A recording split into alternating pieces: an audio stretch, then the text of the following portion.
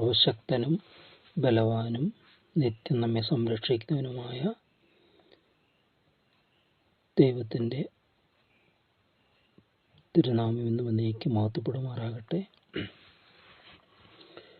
നമ്മുടെ 5-ാമത്തെ സങ്കീർത്തനത്തിലേക്ക് നാം പ്രവേശിക്കുകയാണ്. സങ്കീർത്തനങ്ങൾ പൊതുവെ എല്ലാം പ്രാർത്ഥനകളും അതായത് സംഭാഷണ ശൈലി, ദൈവത്തോട് കാര്യങ്ങൾ പറയുന്നു, ചിലത് ദൈവത്തിൻ്റെ ഉത്തരം ലഭിക്കുന്നു, അങ്ങനെ ഒരു ഡയലോഗ് അത് നമുക്ക് കാണാനായിട്ട് പറ്റും. മറ്റുള്ള ബുക്കുകളിൽ നിന്നൊക്കെ വ്യത്യസ്തമായിട്ടാണ് ഇവിടെ നമുക്ക് കാണാനായിട്ട് സാധിക്കുന്നത്. തൻ്റെ ആത്മഗതം അല്ലെങ്കിൽ തൻ്റെ ആഗ്രഹങ്ങൾ, തൻ്റെ പ്രാർത്ഥനകൾ, അപേക്ഷകൾ എല്ലാം ഇത് മാറി മാറി അതിങ്ങനെ ദൈവത്തോട് പകരുന്ന, ദൈവത്തെ പ്രകീർത്തിക്കുന്ന ഓരോ അനുഭവങ്ങൾ വ്യത്യസ്തമായി. ഇവിടെ 5-ാമത്തെ സങ്കീർത്തനത്തിലും ഒരു സംരക്ഷണ പ്രാർത്ഥന എന്ന് വേണമെങ്കിൽ അതിനൊരു ഹെഡിങ് കൊടുക്കാനായിട്ട് പറ്റും. സംരക്ഷണത്തിന് വേണ്ടിയുള്ള പ്രാർത്ഥന, രക്ഷയ്ക്ക് വേണ്ടിയുള്ള ഒരു പ്രാർത്ഥന. പിന്നെ ഇവിടെ പ്രതിപാദിക്കുന്ന 2-3 വിഷയമുണ്ട്. പ്രാർത്ഥനയെക്കുറിച്ച് തന്നെ പറയുന്നുണ്ട്. 1-ാമത്തെ വാക്യത്തിൽ നമ്മൾ കാണുകയാണ്, യഹോവേ എൻ്റെ വാക്കുകൾക്ക് ചെവി തരണമേ, എൻ്റെ ധ്യാനത്തെ ശ്രദ്ധിക്കണമേ. എൻ്റെ രാജാവും എൻ്റെ ദൈവമായുള്ളവേ, എൻ്റെ സങ്കടയാചന കേൾക്കണമേ. നിന്നോടല്ലോ ഞാൻ പ്രാർത്ഥിക്കുന്നത്. ഇവിടെ 2 കാര്യങ്ങൾ വരികയാണ്. ധ്യാനം എന്നൊരു വാക്ക് വരുന്നുണ്ട്, പിന്നെ യാചന വരുന്നുണ്ട്, പ്രാർത്ഥന വരുന്നുണ്ട്. ഓരോന്നും വ്യത്യസ്തമായിട്ടുള്ള ഇതാണ്. നമ്മളെല്ലാവരും ഒരർത്ഥം കൊടുക്കാനായിട്ട് പരിശ്രമിക്കുമ്പോൾ ദാവീദ് അതിനെല്ലാം വ്യത്യസ്തമായ അർത്ഥങ്ങളാണ്, തലങ്ങളാണുള്ളത്. ധ്യാനം പലപ്പോഴും, ധ്യാനം എന്ന് പറഞ്ഞാൽ അനേകർ ഒരു വെറുതെ ഇങ്ങനെ ഇരിക്കുന്ന ഒരു നിരർത്ഥകമായ നിർഗുണമായ ഒരു അവസ്ഥയിൽ ഇരിക്കുന്നവർ ധ്യാനമെന്ന് അനേകർ ചിന്തിക്കുകയും അങ്ങനെ പ്രാക്ടീസ് ചെയ്യിപ്പിക്കുകയും ചെയ്യുന്നവരുണ്ട്. ടെൻഷനൊക്കെ മാറാൻ വേണ്ടി വെറുതെ ഇങ്ങനെ ഏതെങ്കിലും ഒരു പോയിന്റിലേക്ക് ഇങ്ങനെ നോക്കിയിരിക്കുകയോ, അതൊന്നുമല്ല ധ്യാനം എന്ന് പറയുന്നത്. ധ്യാനം എന്ന് പറയുന്നത് അത് ദൈവത്തെ ധ്യാനിക്കുക, ദൈവിക കാര്യങ്ങൾ ചിന്തിക്കുക, ദൈവത്തെ നമ്മുടെ മനസ്സിൽ, നമ്മുടെ ചിന്തയിലൊക്കെ, നമ്മുടെ ഉള്ളത്തിൽ ദൈവത്തിൻ്റെ സാന്നിധ്യം, അതിനുവേണ്ടി നമ്മൾ ധ്യാനത്തോടെ, അതായത് ട്യൂൺ ചെയ്യുന്നതാണ് ധ്യാനം എന്ന് പറഞ്ഞാൽ. ട്യൂൺ ചെയ്യുക ഫോർ അത് ചുമ്മാ എംപ്റ്റിനെസ്സിന് വേണ്ടിയല്ല, ദൈവത്തിൻ്റെ ശബ്ദം കേൾക്കാനും ദൈവിക കാര്യങ്ങൾ നമുക്ക് മനസ്സിലാക്കാനും ഒക്കെ ഉള്ളൊരു, നമ്മളെ ട്യൂൺ ചെയ്യുന്നതാണ് ധ്യാനം എന്ന് പറയുന്നത്. പ്രയർ നമുക്ക് നമ്മുടെ ആവശ്യങ്ങളിൽ അത് സ്പോണ്ടേനിയസ് ആയിട്ട് വരേണ്ടുന്ന ഒരു കാര്യമാണ് പ്രാർത്ഥന എന്ന് പറയുന്നത്. ദാവീദ് പറയുന്നത്, ഹന്ന പറയുന്നുണ്ട്, ഞാൻ സങ്കടത്തിൻ്റെ ആധിക്യത്താൽ അത്ര സംസാരിക്കുന്നത് എന്നൊക്കെ പറയുമ്പോൾ സന്തോഷത്തിൽ ചൊല്ലുന്ന പ്രാർത്ഥനയുണ്ട്. പ്രാർത്ഥന സ്പോണ്ടേനിയസ് ആയിട്ട് ഇങ്ങനെ വരുന്നതാണ്. അതിൽ നമ്മൾ ഇപ്പോൾ അത് ജെന്യൂനായിരിക്കണം പ്രാർത്ഥന എന്ന് പറയുന്നത്. ഇപ്പം അനേകരൊക്കെ പ്രാർത്ഥിക്കുമ്പോൾ ഭയങ്കര ശൈലിയൊക്കെ നോക്കാറുണ്ട്, പ്രാസമൊക്കെ ഒപ്പിച്ച് പ്രാർത്ഥിക്കുന്നത്. അതൊന്നുമല്ല, നമ്മുടെ ഹൃദയത്തിൻ്റെ ഉള്ള അവസ്ഥ നമുക്കറിയാവുന്ന ഭാഷയിൽ നമ്മൾ ആ ദൈവത്തോട് പകരുക, അതാണ് പ്രാർത്ഥന എന്ന് പറയുന്നത്. എന്താണോ നമ്മളായിരിക്കുന്ന അവസ്ഥയിൽ തൻ്റെ ദൈവത്തിന് നമ്മളതിന് അർപ്പണം ചെയ്യുന്നത്. ഇവിടെ ധ്യാനത്തെ ശ്രദ്ധിക്കണമേ എന്ന് പറയുകയാണ്. അപ്പം ധ്യാനത്തിൽ ദൈവികമായ ധ്യാനം, അല്ലെങ്കിൽ എൻ്റെ ഹൃദയത്തിലെ ധ്യാനവും എൻ്റെ വായിലെ വാക്കുകളും ദൈവമേ നിനക്ക് പ്രസാദകരമായിരിക്കട്ടെ എന്ന് പറയുമ്പോൾ, അപ്പം ധ്യാനിക്കാം നമുക്ക് പല കാര്യങ്ങൾ ദൈവത്തിൻ്റെ, അല്ലെങ്കിൽ ഇപ്പം നമ്മുടെ ദൈവിക കാര്യങ്ങൾ തന്നെ, ദൈവത്തിൻ്റെ തിരുവചനത്തിലെ ഓരോ കാര്യങ്ങൾ നമുക്ക് ധ്യാനിക്കാം. അങ്ങനെ എന്നിട്ട് പിന്നെ അവിടെ പറയുന്നതാണ്, സങ്കടയാചന കേൾക്കണമേ, എൻ്റെ രാജാവും എൻ്റെ ദൈവമായുള്ളവേ, എൻ്റെ സങ്കടയാചന കേൾക്കണമേ. അപ്പോൾ സങ്കടങ്ങൾ, യാചന, പെറ്റിഷൻ അല്ലെങ്കിൽ അപേക്ഷ യാചിക്കുകയാണ് ദൈവത്തോട്, ഓരോ കാര്യങ്ങൾ, ആവശ്യങ്ങൾ യാചിക്കുകയാണ്. പിന്നെ പറയാണ്, നിന്നോടല്ലോ ഞാൻ പ്രാർത്ഥിക്കുന്നത്. എന്നിട്ട് വരുവാണ് പ്രാർത്ഥന. അപ്പോൾ ഈ പ്രാർത്ഥന ഇതിലെല്ലാം ഉൾക്കൊണ്ടിട്ടുണ്ട്. പ്രാർത്ഥന എന്ന ഒറ്റ വാക്കിൽ തന്നെ ഇതെല്ലാം ഉൾക്കൊള്ളുന്നതാണ് പ്രാർത്ഥന എന്ന് പറയാനായിട്ട് പറ്റും. അപേക്ഷയുണ്ട്, സ്തോത്രമുണ്ട്, യാചനയുണ്ട്, പക്ഷപാതം ചെയ്യുന്നുണ്ട്, അതായത് മറ്റുള്ളവർക്ക് ഇൻ്റർസെഷനുണ്ട്, മധ്യസ്ഥതയുണ്ട്. ഇതെല്ലാം നമ്മൾ ഈ പ്രാർത്ഥനയിൽ ഉൾക്കൊണ്ടിരിക്കുന്ന ഒരു കാര്യങ്ങളാണ്. എന്നിട്ട് ദാവീദ് പറയുകയാണ്, യഹോവേ രാവിലെ എൻ്റെ പ്രാർത്ഥന കേൾക്കണമേ, രാവിലെ ഞാൻ നിനക്കായി ഒരുക്കി കാത്തിരിക്കുന്നു. യഹോവേ രാവിലെ എൻ്റെ പ്രാർത്ഥന കേൾക്കണമേ. ദ മോർണിംഗ് പ്രയർ, വെളുപ്പിനെയുള്ള രാത്രിയിലെ 2 മണിക്കൂറിന് സമമാണ് വെളുപ്പിന് 1 മണിക്കൂർ എന്ന് പറയാം. എൻ്റെ ചൊല്ലുണ്ട്. ഇത് ഈക്വലൈസ് ചെയ്യുമ്പോൾ രാത്രിയിൽ നമ്മൾ 2 മണിക്കൂർ ചിലവഴിക്കുന്ന സന്ധ്യയ്ക്ക് 2 മണിക്കൂറത്തേതാണ് മോർണിംഗിൽ 1 മണിക്കൂറിൻ്റെ വാല്യൂ എന്ന് പറയുന്നത്. അപ്പോൾ പ്രഭാതം എന്ന് പറയുന്നത് വളരെ മനോഹരമാണ്. അപ്പോൾ പ്രഭാതത്തെ നമ്മൾ ഇന്നത്തെ ജനറേഷൻ എന്ന് പറയുമ്പോൾ നേരത്തെ എഴുന്നേൽക്കുന്നതിന് വൈകിപ്പോകുന്ന ഒരു തലമുറ. അതുകൊണ്ട് പലതും ബുദ്ധിപരമായിട്ട് പലതൊക്കെ കിട്ടുന്നുണ്ടെങ്കിലും അവരുടെ ലൈഫ് നോക്കി എല്ലാം ഒരു അൺസ്റ്റേബിളാണ്, ഒരു കുത്തഴിഞ്ഞ ജീവിതങ്ങളെ പോലെയാണ് പോകുന്നത്. പ്രശ്നങ്ങൾ വരുമ്പോഴെല്ലാം അതിനെ ഫേസ് ചെയ്യാനായിട്ട് പറ്റാതെ പോകുന്നു. കാരണം എന്താണ്? ഈ ഒരു അതായത് വെളുപ്പിനെ എഴുന്നേൽക്കുക തന്നെ, പ്രഭാതത്തിലെ അതിരാവിലെ എഴുന്നേൽക്കുക എന്ന് പറയുന്നത് തന്നെ ഒരു ബ്ലെസ്സിങ് ആയിട്ടാണ് പറയുന്നത്. പൂർവ്വകാലങ്ങളിലൊക്കെ മുമ്പ് തന്നെ അതിരാവിലെ ഞാൻ അതിരാവിലെ ഉണരും. മുമ്പോട്ട് വരുമ്പോൾ സങ്കീർത്തനത്തിൽ നമുക്ക് കാണാനായിട്ട് പറ്റും. 57-ാമത്തെ സങ്കീർത്തനത്തിൽ ദാവീദ് പറയുന്നുണ്ട്, ഞാൻ പാടും, എൻ്റെ മനസ്സുറച്ചിരിക്കുന്നു. 7-ാമത്തെ വാക്യം, എൻ്റെ മനസ്സുറച്ചിരിക്കുന്നു. ദൈവമേ, എൻ്റെ മനസ്സുറച്ചിരിക്കുന്നു. ഞാൻ പാടും, ഞാൻ കീർത്തനം ചെയ്യും. എൻ മനമേ ഉണരുക, വീണയും കിന്നരവുമായുള്ളവയെ ഉണരുവീൻ. ഞാൻ അതികാലത്തെ ഉണരും. കർത്താവേ, വംശങ്ങളുടെ ഇടയിൽ ഞാൻ നിനക്ക് സ്തോത്രം ചെയ്യും. ജാതികളുടെ മധ്യയെ ഞാൻ കീർത്തനം ചെയ്യും. അപ്പോൾ സ്വന്തം ഇതിൽ എൻ മനമേ ഉണരുക, തന്നോട് തന്നെ ഉണരാൻ വേണ്ടി പറയുകയാണ്. എന്നിട്ട് പറയുകയാണ്, ഞാൻ അതികാലത്തെ ഉണരും എന്ന് പറയുന്നത്. അപ്പോൾ രാവിലെ ഞാൻ എൻ്റെ പ്രാർത്ഥനകൾക്ക് രാവിലെ ഞാൻ നിനക്ക് ഒരുക്കി കാത്തിരിക്കുന്നു. ബ്ലെസ്സിങ്സ് അല്ലേ? ഈ കാലത്തെ ജോലിക്ക് ചെല്ലുന്നവരൊക്കെ ഈ ചില സ്ഥാപനങ്ങളൊക്കെ ഉണ്ട്.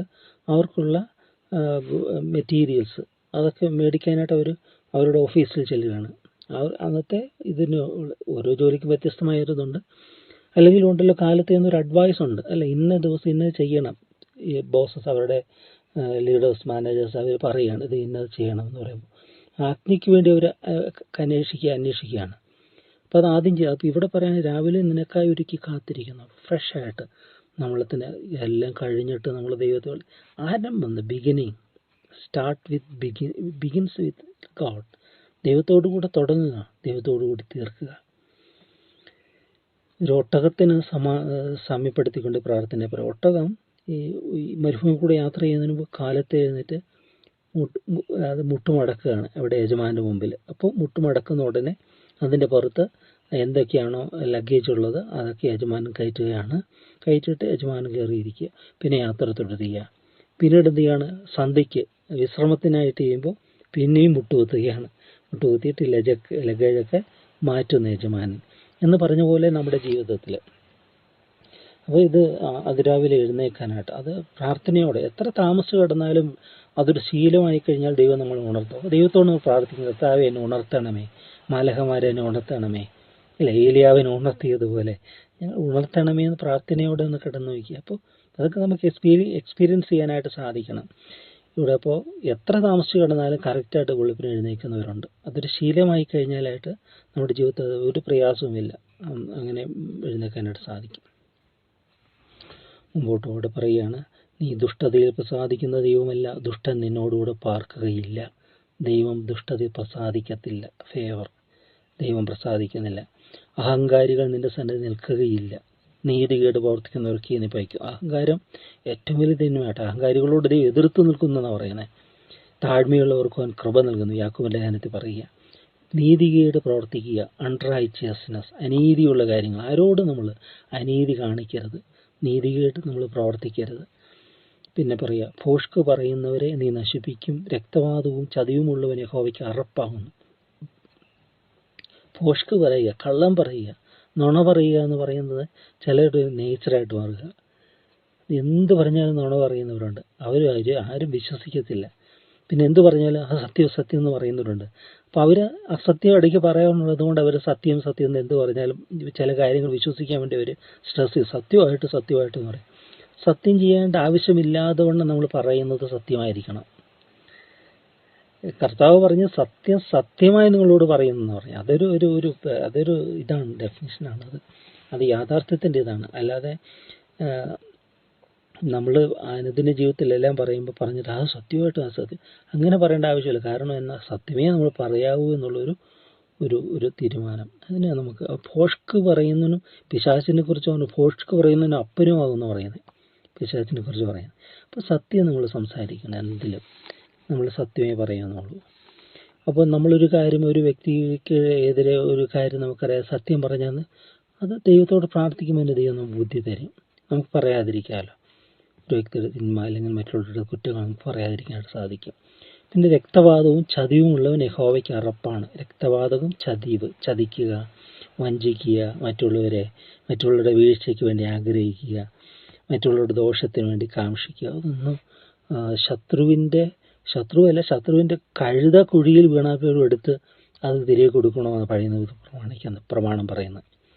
ചിലർ പറയും പുതിയ നിയമത്തിലെ ശത്രുക്കളെ ഇത് അല്ല, പഴയ നിയമത്തിലുമുണ്ട് ശത്രുക്കളെ സ്നേഹിപ്പാൻ പറയുന്ന പ്രമാണം പഴയ നിയമത്തിലുമുണ്ട്. പിന്നെ യുദ്ധമെന്ന് പറയുമ്പോൾ അത് ദേശീയമായിട്ടുള്ളതാണ്, പൊളിറ്റിക്കൽ വാർ, രാജ്യാന്തര രാജ്യങ്ങൾ, അത് യുദ്ധമാണ്, അത് യുദ്ധത്തിൻ്റെ നീതിയുണ്ട്, എല്ലാം ഉണ്ട്, അത് മറ്റൊരു വിഷയമാണത്. പിന്നെ ഇവിടെ പറയുകയാണ് 7-ാമത്തെ വാക്യം, ഞാനോ നിന്റെ കൃപയുടെ മുഖത്ത് നിന്റെ ആലയത്തിലേക്ക് ചെന്ന് നിന്റെ വിശുദ്ധ മന്ദിരത്തിന് നേരെ നിങ്കിലുള്ള ഭക്തിയോടെ ആരാധിക്കും. ആരാധന, വർഷിപ്പ്, ഇതെല്ലാം ചേർത്ത് വരും. ഓരോ വാക്കുകൾ നമ്മൾ ശ്രദ്ധിക്കുക. പ്രെയർ, പെറ്റീഷൻസ്, അല്ല ഓരോന്ന്, ധ്യാനം, മെഡിറ്റേഷൻ, ധ്യാനം. ഇവിടെ പറയുകയാണ് ഭക്തിയോടെ ആരാധിക്കും, വർഷിപ്പ്. വിശുദ്ധ മന്ദിരത്തിന് നേരെ, അന്ന് ദൈവത്തിൻ്റെ മന്ദിരം. എന്നാൽ ഇന്ന് നമ്മൾ ദൈവത്തിൻ്റെ യഹോവയുടെ മന്ദിരം എന്നുള്ള വ്യാജ വാക്കുകളെ ആശ്രയിക്കരുത്. നമ്മളാണ് ദൈവത്തിൻ്റെ മന്ദിരം, നമ്മൾ ദൈവം വസിക്കുന്നു. അപ്പം നമ്മളിൽ തന്നെ ഈ ആരാധന നടക്കണം. ഞാൻ എൻ്റെ മനസ്സാക്ഷിയിൽ ആരാധിക്കുന്ന, എൻ്റെ ആത്മാവിൽ ആരാധിക്കുന്ന ദൈവം എനിക്ക് സാക്ഷി എന്നൊക്കെ പൗലോസ് പുസ്തകം പറയുന്നുണ്ട്. അപ്പോൾ ആരാധന നമ്മളിൽ നടക്കണം. ഇവിടെ പറയുകയാണ്, യഹോവേ എൻ്റെ ശത്രുക്കൾ നിമിത്തം നിന്റെ നീതിയാൽ എന്നെ നടത്തണമേ, എൻ്റെ മുമ്പിൽ നിന്റെ വഴിയെ നിരപ്പാക്കണമേ. അവരുടെ വായിൽ ഒട്ടും നേരില്ല. അപ്പോൾ ശത്രുക്കളെ കുറിച്ച് പറയുമ്പോൾ ദൈവമേ നിന്റെ നീതിയാൽ എന്നെ നടത്തണമേ, എൻ്റെ മുമ്പിൽ നിന്റെ വഴി നിരപ്പാക്കണമേ, നിന്റെ പാതയിൽ കൂടെ എനിക്ക് സഞ്ചരിക്കണം. ഇനി അവരുടെ കാര്യം, ശത്രുക്കളുടെ കാര്യം, അവരുടെ വായിൽ ഒട്ടും നേരില്ല, അവരുടെ അന്തരംഗം നാശകൂപം തന്നെ, അവരുടെ തൊണ്ട തുറന്ന ശവക്കുഴിയാകുന്നു, നാവ് കൊണ്ടവർ മധുരവാക്ക് പറയുന്നു. അയ്യോ, അങ്ങനെ ചില വ്യക്തികളുണ്ട്, ഒട്ടും നേരില്ലാത്തവർ, അവരുടെ അന്തരംഗം നാശകൂപം. അത് ഭയങ്കര വാക്കുകളാണ് അതൊക്കെ പറയുന്നത്. തൊണ്ട തുറന്ന ശവക്കുഴി, എന്ത് മണമായിരിക്കും അത്, അല്ലേ? തുറന്ന ശവക്കുഴി എന്ന് പറയും. എന്ന് പറഞ്ഞ പോലെ ഡേർട്ടി വേർഡ്സ്, അവരുടെ സംഭാഷണം എല്ലാം അശ്ലീലം നിറഞ്ഞു, എല്ലാം അങ്ങനെയായിരിക്കും. ചിലത് കുറ്റം പറഞ്ഞുകൊണ്ടിരിക്കുക. അതിൽ നിന്നൊക്കെ നമ്മൾ അകലാനായിട്ട് നാവ് കൊണ്ട്, എന്നാലും അവർ പറയും നാവ് കൊണ്ട് മധുരം, കാര്യസാധനയോട് ഒരു മോഹസ്തുതി പറയും. അയ്യോ, അപ്പോൾ അവിടെ പറയുകയാണ് നാവ് കൊണ്ട് അവർ മധുരവാക്ക് പറയും. ദൈവമേ ഒരു കുറ്റം വിധിക്കണമേ, തങ്ങളുടെ ആലോചനകളാൽ തന്നെ അവർ വീഴട്ടെ, അവരുടെ അതിക്രമങ്ങളുടെ ബഹുത്വ നിമിത്തം അവരെ തള്ളിക്കളയണമേ. നിന്നോടല്ലോ അവർ മത്സരിച്ചിരിക്കുന്നത്.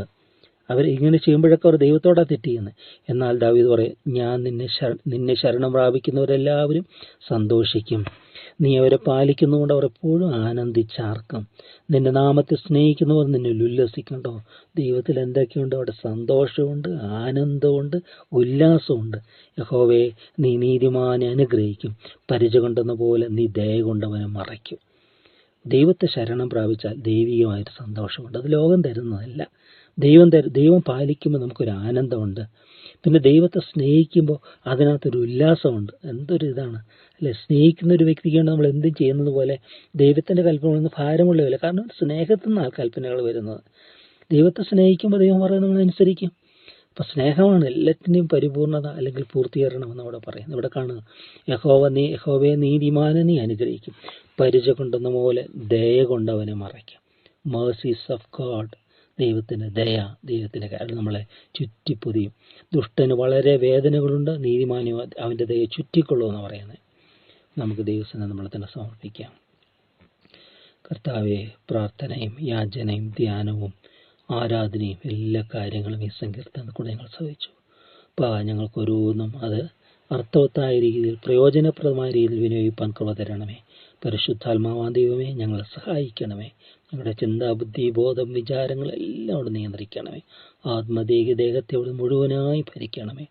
യേശുവെ, തിരു രക്തത്താൽ ഞങ്ങൾ മൂടണമേ. അവിടുന്ന് കർത്താവും രക്ഷകനുമായി ഞങ്ങളിൽ വാഴണമേ എന്ന് പ്രാർത്ഥിക്കുന്നു. അപ്പോൾ ലോകത്തിന് അനുരൂപരാകാനല്ല, ദൈവോന്മുഖമായി ദൈവികമായി ജീവിപ്പാൻ ആവശ്യമായിരിക്കും എല്ലാ കൃപകൾ കൊണ്ട് ഞങ്ങൾ നിറയ്ക്കണമേ എന്ന് പ്രാർത്ഥിക്കുന്നു. ഇതുവരെ ചൊരിഞ്ഞെന്നെല്ലാം നമ്മൾക്കായി കൃപകൾക്കായി സ്തുതി. തോന്നുന്നതിൻ്റെ കൃപയെ ഞങ്ങളെ മറയ്ക്കണമേ എന്ന് പ്രാർത്ഥിക്കുന്നു. എല്ലാം തിരുനാമത്വപ്പെടുത്തുവാനായിട്ട് തന്നെ. ആമേൻ.